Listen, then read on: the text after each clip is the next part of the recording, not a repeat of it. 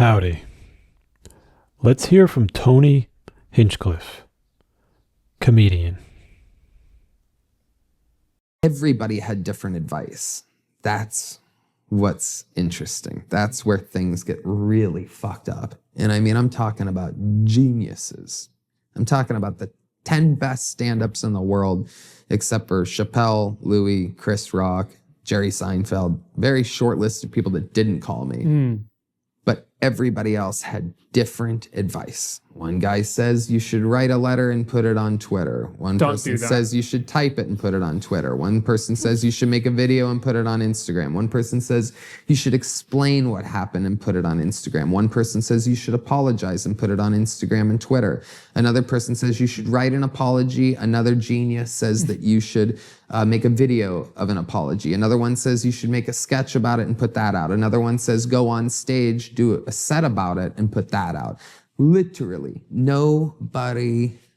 There was very, very few. Shane Gillis and Ari Shaffir were the only two that matched up, which was whatever you do, do not apologize. The third guy that I golfed with, me, Ron White, and the third guy who's not a comedian and not in the industry whatsoever, also said, whatever you do, do not apologize. He said that day. And he called me that night. And I don't even know how he got my number. And he called me that night and he goes, Tony, I know you're really going through it. I saw your golf game earlier. Whatever you do, don't apologize. Meanwhile, and I'm not going to name any names, but a lot of people say, look, you have to say some kind of apology, just a quick little, hey, I misspoke, I did. But I'm thinking to myself, I didn't misspeak.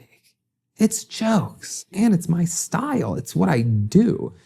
Tony is one of the hardest working comedians today. He literally started out sleeping in his car, working from the ground up in the industry. When faced with a potentially career-ending challenge, he received a lot of different advice. Some of those people were comedians that he looked up to, experts in the industry who have had commercial and financial success. And they were each guiding him in different ways based on their own experience and perspectives.